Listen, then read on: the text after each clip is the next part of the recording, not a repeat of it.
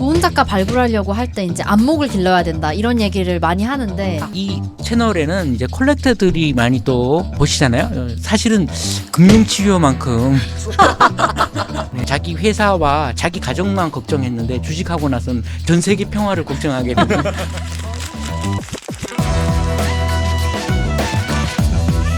예술에 지나치게 빠진 자들의 리얼 토크쇼 예술탐닉의 진행을 맡은 호스트 이지연입니다. 오늘 시작에 앞서서 슬픈 소식 하나를 전해드려야 되는데요. 심지연 편집장님께서 오늘 못 오셨어요. 마감을 치시느라.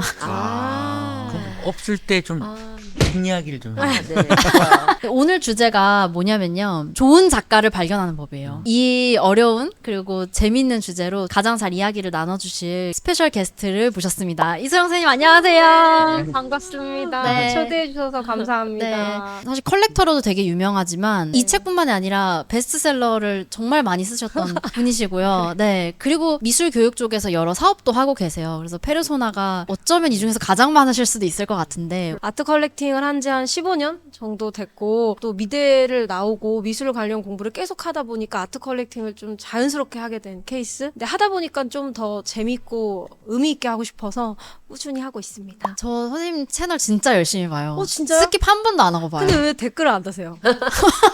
저 거의 영상을 다 본 것 같아요. 너무 감사하다.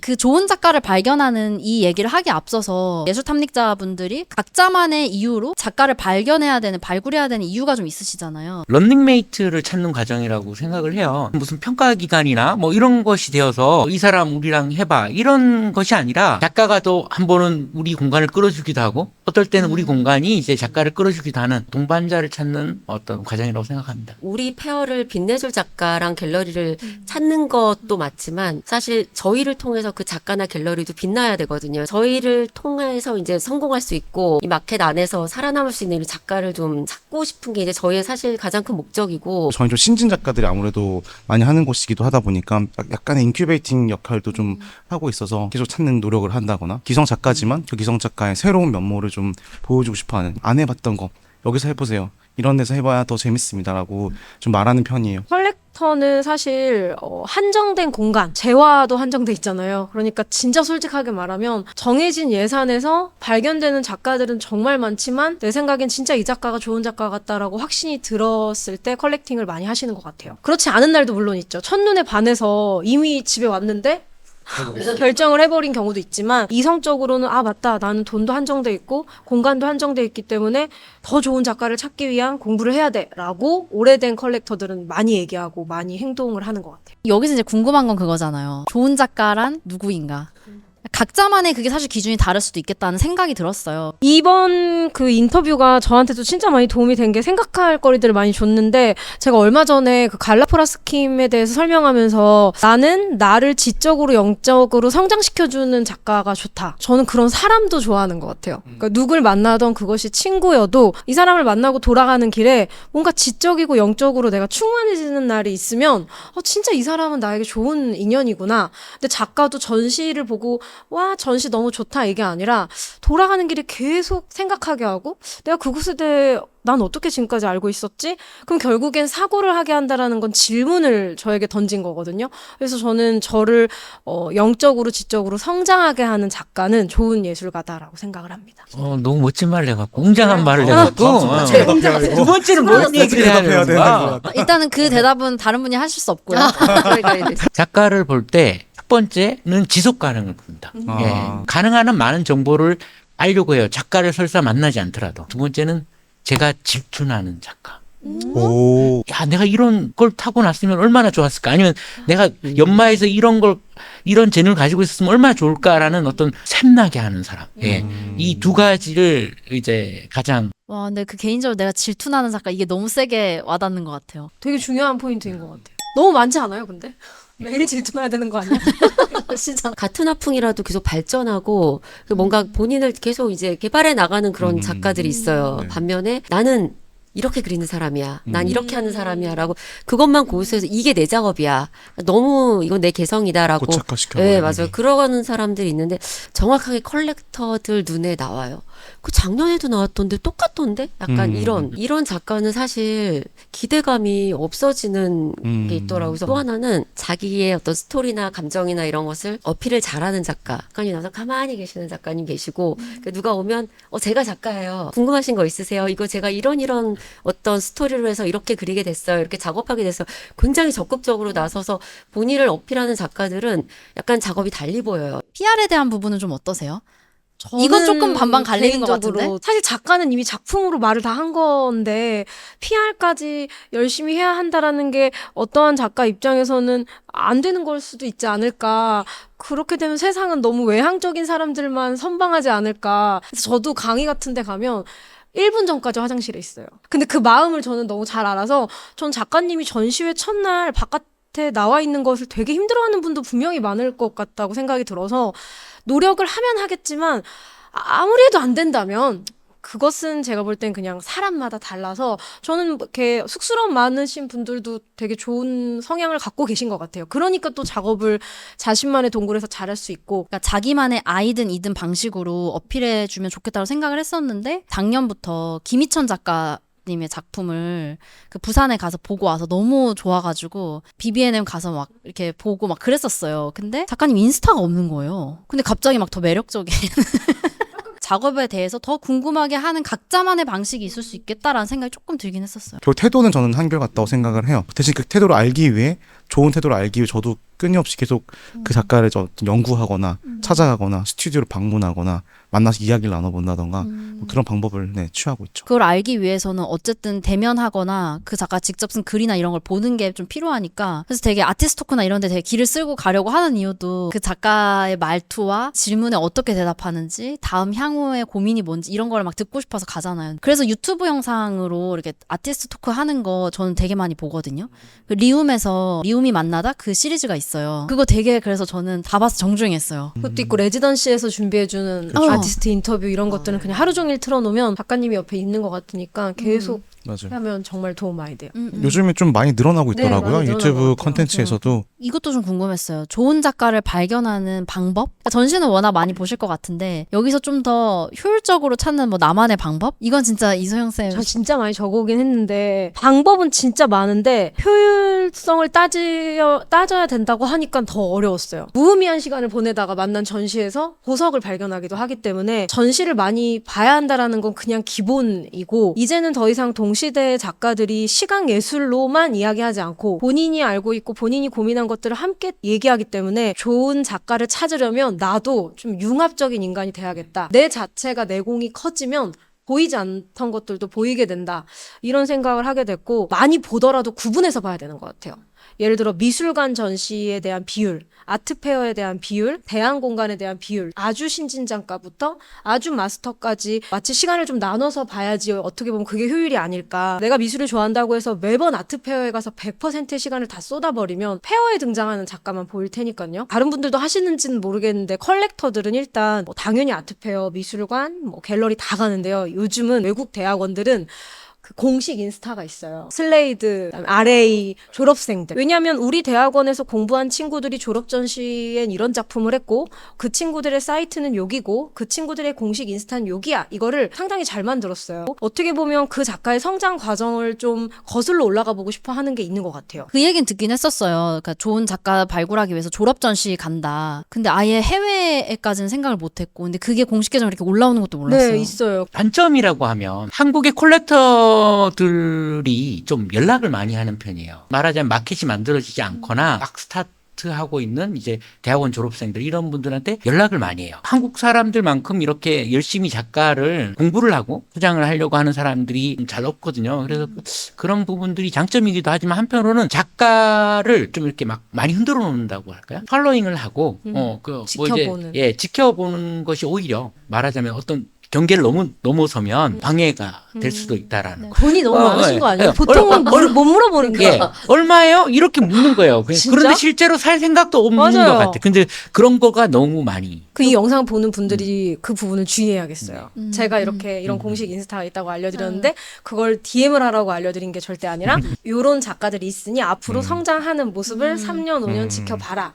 그죠? 요거를 조심해야 되는 것 같아요. 저 아까 사실 처음 질문 효율이라는 말이 네네네. 계속 계속 이렇게 좀 걸려요. 저도 약간 이 효율이라는 게 정말 존재하는가라고 느낄 만큼 사실은 결국 정말 얼마큼 시간을 쓰고 애정을 쓰고 하는에 따라서 전 약간은 비례적으로 온다고 생각하는 일이 좀 많아요. 뭐 정말 발로 뛰는 거죠. 오프라인으로는 많이 보고 찾아가려고 하고. 인스타그램이 어쨌든 요즘은 가장 큰 SNS 플랫폼이잖아요. 일일이 하나하나 다 들어가 보려고 노력을 해요. 그럼 들어갔을 때 그분의 팔로잉 목록을 다시 보게 돼요. 저도 모르게 놓치고 있는 분들도 계시고 아니면 뉴트리얼의 맞아. 알고리즘 상으로 좀 연관성이 높은 분들을 인스타그램에서 위쪽에 배치를 시켜줘요. 그럼 이제 위쪽에 있는 분들을 한 번 더 보게 된다거나. 근데 저는 너무 공감했어요. 저도 팔로잉을 최근에 계속 하다가 내가 분명히 팔로잉했던 작가인데 안 되어 있어서 나를 차단했나 싶어서 왜 그러지 했어요. 근데 제가 그 인스타그램이 팔로잉을 할 수 있는 수를 7,500으로 제한했더라고요. 아, 7,500명 까지만 팔로잉을 할 수 있어요. 아, 제가 누군가를요? 네네네. 나 6,257명. 이제 선생님 곧 끝나요. 선생님 올해 안에 그래요? 끝나실 수도 있어. 이 기세로라면. 진짜? 정리를 몰랐어요. 하셔야 되는 건가요? 몰랐어요. 근데 저 선생님 말씀 너무 공감하는 게 작가를 검색할 때 예전에는 네이버에 먼저 했어요. 근데 요즘에는 네이버에 치면 좀 작은 느낌? 이렇게 얘기해도 돼요?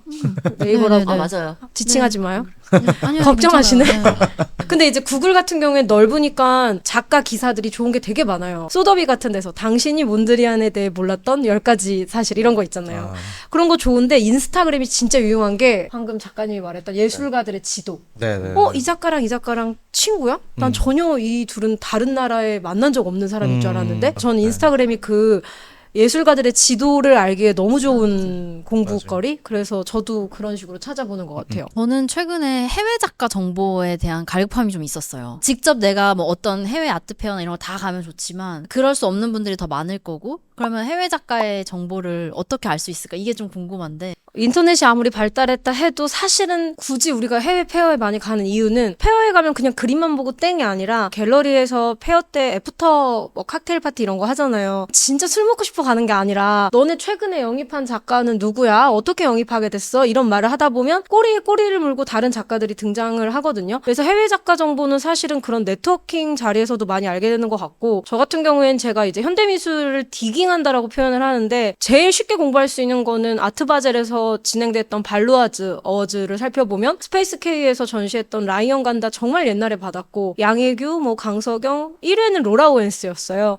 그러면은 발루아즈만 있느냐? 그럼 프리즈 런던에서 주는 상도 있을 거고 또 미국 같은 경우에는 뭐 할렘 뮤지엄 레지던시도 있을 거고 상은 아니더라도 레지던시에 뽑히는 퓨처 제네레이션 상에는 갈라퍼라스 킴이나 이미래 같은 작가가 한국 작가인데도 불구하고 이미 몇 년 전에 수상을 했고 상이 최고는 아니지만 기록들을 보고 어머 이런 작가도 있네 뭐 이런 작가도 있네 이러면서 좀 공부를 하면 미술사를 너무 이렇게 좁게 보지 않고 좀 여러 대륙을 살펴볼 수 있지 않을까. 최근에도 막 영향력 있는 작가 막 탑백 네, 이런 거 뽑잖아요. 그런 것도 재밌잖아요. 근데 보면은 의외로 저도 모르는 작가 이름이 되게 많은 거 보면서 아 해외 작가에 대한 정보가 내가 아직 많이 모르는구나 이런 걸 보면서 항상 이렇게 좀 공부하듯이 하게 되는 것 같아요. 방금 제가 언급한 단어가 공부였는데 미술계 사람들끼리 많이 얘기하는 게 공부잖아요. 미술 작가를 공부한다 이런 표현을 쓰는데 여기서 도대체 공부가 뭘까? 제일 먼저 거치는 것이 이제 또 단계가 이제 CV를 분석하는 건데요. 짧은 CV에는 그 안에 수많은 릴레이션십이 있어요. 실제로 이제 하는 것과 한 줄을 적기 위해서 만들어진 건지 뭐 이런 것들까지도 좀 보는 편입니다. 그래서 이 사람이 지속 가능한가라는 것을 판단하는 데 있어서 CV가 굉장히 중요한 가이드 역할을 하고요. 아니면 매거진들 있잖아요. 관심 갖고 있는 영 아티스트들 아티클이나 이제 에세이가 어떤 것이 올라오는지 한 1년에서 많게는 한 3년 정도 꾸준히 본다면 이 돌아가는 미술판을 알 수 있는 게 아닐까. 좀 찔리는데 사실 그 컬렉터라고 해서 모두가 CV를 엄청 자세히 보고 컬렉팅 하지 않아요. 저 같은 경우에는. 어쨌든 시각예술이니까 어떤 예술은 상당히 반해서 사는 경우도 있긴 있거든요. 그리고 찔려서 좀 봐요. CV를 막 이렇게. 나중에도. 네, 나중에 보는 경우도 있고 그리고 설사 CV를 안 보고 내가 정말 마음에 들어서 샀는데 그렇다고 해서 또 후회하거나 그런 것도 최대한 많이 없더라고요. 그래서 CV가 중요는 한데 다른 컬렉터들은 동의 안 할 수 있는데 의외로 직관적인 힘을 믿는 컬렉터들도 많이 있어요. 사랑하는 누군가를 만나듯이 뭔가 머리로는 이해 안 가지만 끌리는? 요새 오프라인으로 지면으로 책 많이 안 보잖아요. 근데 이게 유일하게 오프라인으로 볼 수밖에 없는 약간 그런 일이 되지 않을까. 그래서 최근에 책을 많이 좀 보고 있고 일단 전신은 좀 닥치는 대로 진짜 가리지 않고 좀 많이 봐야지 여기서 뭔가 보이는 CV 중에서 학력 많이 봐요. 아하. 이건 악마의 편집으로 잘라서 넣었어요. 학력도 중요하죠. 성실의 지표입니다. 그러니까 다른 학문이랑 다르게 어떤 교수님 밑에서 회화를 음. 공부했냐도 되게 영향을 많이 미치는 분야여서 지도 교수가 누구였고 대학원에서 누구였고 이런 것도 사실 중요하니까 그래서 저는 유명한 미대나 이런 곳들이 되게 커리큘럼이나 이런 게 이게 이제 하향세를 치거나 이러면 그것도 되게 작가한테 치명적인 것 같더라고요. 나중에 가장 아마 난감해 하실 질문 같아요. 그러면 나쁜 작가의 기준은 있을까? 컬렉터에게 좋지 않은 작가는 내가 살려고 했는데 가격이 너무 올라가 버린 작 아, 얄밉고 일단 현실적인. 네, 그건 그냥 어떤 셈인 거죠. 그런 의미 말고 대중들이 원하는 방향으로 계속 똑같은 것을 복제해 나가면 실망하는 것 같아요. 근데 복제도 약간 그 복제가 복제처럼 안 보이고 약간 포켓몬 변신하듯이 이해가 되고 약간 이런 거면 아 그래 뭔가 작가님 입장에서는 다음 단계의 도약이겠지. 근데 뭔가 이해가 전혀 가지 않는 상황 속에서 비슷한 시기에 너무 똑같은 것을 막 이렇게 좀 찍어내는 느낌이 나면 전 좀 실망하는 것 같고 진짜 솔직하게 말하면 내가 괜히 이 작가를 컬렉팅했나 좀 후회도 해본 적 있고 그 과정 중에 작가님에게 좋은 조언을 해준 사람이 진짜 없었나? 그러니까 작가 주변에 정말 좋은 미술적 동지들이 있었다면 이런 선택을 안 했을 것도 같은데 그래서 저는 나쁜 작가가 되지 않는 법은 주변에 정말 좋은 미술 동료들이 많이 있어야 되는 것 같아요. 건강한 동료. 우리 애는 아닌데 그 친구를 잘못 살려서 예, 작가님들은 혹시나 또 판단을 잘 못하실 수 있으니까 말해줘야 갤러리스트가 많이 그리라고 했나? 약간 뭐 맞아. 아니면 어. 누군가가 나쁜 영향 줄 수 있죠. 저는 충분히 그럴 수 있고 맞아. 돌아올 수 있을까 다시? 그런 고민도 많이 해요. 이 작가님이 그쪽 길로 너무 복제 길로 가셨는데 다시 이 길을 건너올 수 있나? 이런 생각 되게 진지하게 많이 해서 아까 학력 얘기하셔가지고 갑자기 예를 들면 우리나라 너무 그 학력이라는 거에 좀 치중되어 있는 게 너무 강하다고 생각하게 될 때가 있어요. 성실함의 지표가 될 수도 있고 정말 열심히 한 것도 맞는데 예를 들면 나는 미대를 나왔고 예고를 나왔고 뭐 좋은 학교를 나왔으니 난 이미 충분히 훌륭한 거야라는 식의 태도, 성실하게 혹은 성의 있게 뭔가 하려 하지 않고 그걸로 다 끝내버리는 식의 어떤 태도를 가졌다면 뭐 소위 말해 나쁜 작가라고 말할 수 있지 않을까. 어딜 가도 볼 수 있는 작가. 그러니까 오만 곳과 다 일을 하는 거죠. 네. 지금 네. 떠오르는데요? 나도 한편으로 들었어. 예. 이제 유비쿼터스 같은 거지 일종의. 유비코드스요? 어딜 가도 볼 수 있는 사고는 작가. 안 하나? 그래서 이제 한 아트페어에서도 5개 이상에서 마스터여서 그런 경우를 제외하고 그게 이제 좀 지속 가능하지 못하게 하는 거. 그리고 인기에 집착하는 작가. 지속 가능하다는 것은 자기가 고점에 있거나 하점에 있거나 그것에 크게 휘둘리지 않는 마음인 네네. 것 같아요. 하지만 인간은 나약하죠. 예. 그래서 나약하기 때문에 앞서 말한 것처럼 주변의 동료 그것을 이렇게 같이 흔들릴 때 잡아줄 수 있는 맞아요. 그런 동료들이 필요한 것 같고요.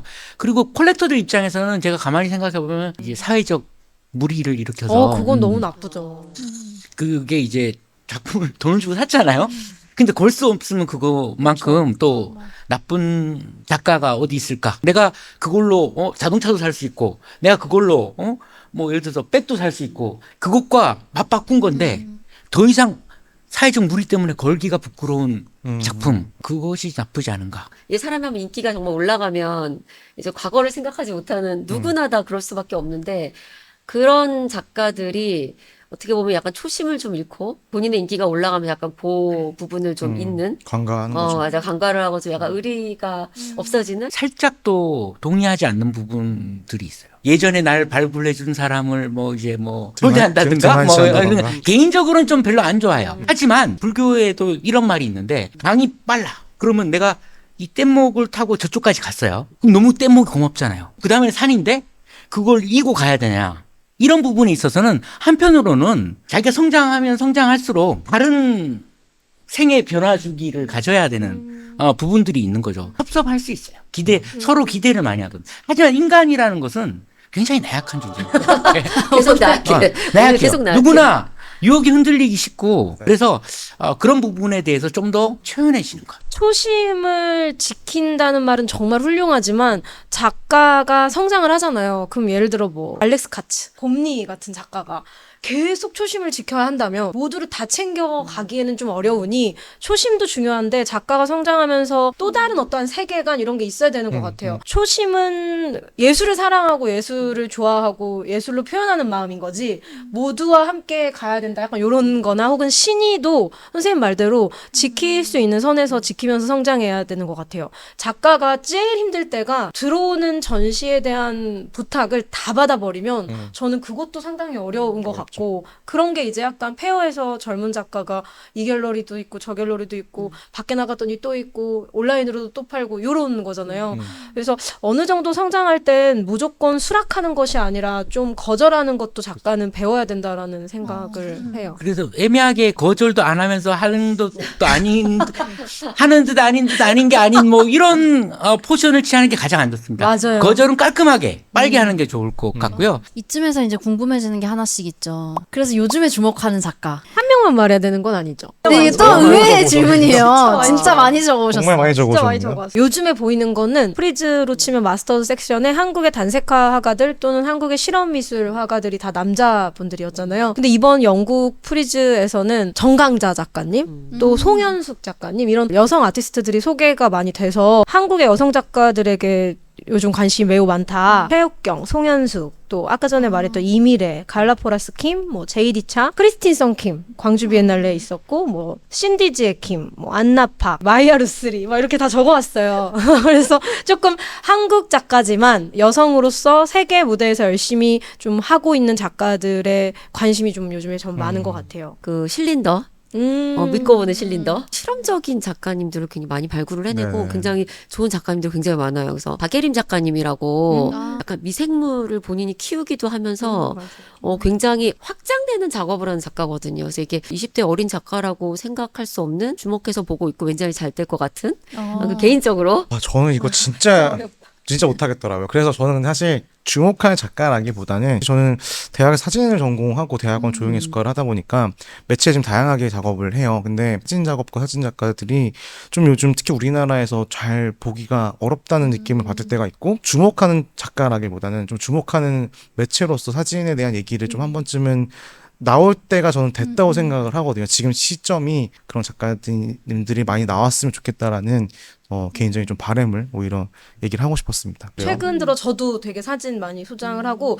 지금 사진 작가들이 생각보다 진짜 많이 저평가돼 있다고 생각을 네. 해서 여성 작가만큼이나 사진 작가님들의 시장도 진짜 좋아질 것 같아요. 음. 왜냐하면 지금 태어나고 자라는 모든 친구들은 사진에 진짜 많은 매력을 느끼기 때문에 되게 좋은 지점인 것 같아서 좋은 작가 발굴하려고 할 때 이제 안목을 길러야 된다 이런 얘기를 많이 하는데 그러니까 안목을 기르는 방법을 하나씩 말씀해 주실 수 있을까요? 오늘따라 되게 스페셜 게스트를 제가 자꾸 바라보게 그러니까요. 되거든요. 저부터 빨리 하고 저는 사실 많은 분들이 전시를 많이 보라고 하고 저도 그렇게 제안을 하는데 아까 그냥 되게 궁금했어요. 진짜 많이 보면 진짜 안목이 바로 느는 게 느껴지세요? 저는 아니거든요. 저는 좀 체해요. 너무 많이 보면 체하더라고요. 그래서 보고 혼자 생각하고 정리할 시간이 너무 필요해서 저는 안목을 키울 수 있는 방법은 많이 보는 것도 중요한데 이건 기본이고 많이 보려면 사이사이에 생각하고 사유하는 시간이 반드시 필요한 것 같아요. 자세하고 깊게 보는 거가 전 더 중요한 것 같아서 하루에 전시를 내가 이만큼 봤어도 훌륭한데 나 한 전시를 진짜 오랫동안 봤어 이런 경험? 그런 작가를 만나면 아마 죽을 때까지 잊지 못하고 약간 그래서 저는 안목은 어떠한 의미에서는 깊게 보려는 의지? 이거와 동의어 같다라는 생각도 들었어요. 자연스럽게 생기는 건 어쩌면 아닐 수도 있겠다. 이 채널에는 이제 컬렉터들이 많이 또 보시잖아요. 사실은 금융치료만큼 안목을 키우는 게 없습니다. 자기가 네. 맞아요. 100번 좋아해봐야 맞아. 소용없어요. 사봐야 됩니다. 말로 이거 이 작가 좋아. 이 작가 앞으로 되게 잘 될 맞아, 거야. 맞아, 이런 게 맞아. 아니라 본인이 끝없이 이거 실패를 실패를 해보면 꼭 받았습니다. 맞아요. 사실은 자기 회사와 자기 가족만 걱정했는데 주식하고 나서는 전 세계 평화를 걱정하게 되는 이런 것처럼 이게 한 번씩 이렇게 구매를 해보는 것도 사실은 이제 미술의 안목을 내가 했던 것이 어떻게 되는지 지켜보는 애착도 많이 갈 테고 맞아요. 그런 부분도 있을 것 같습니다. 네.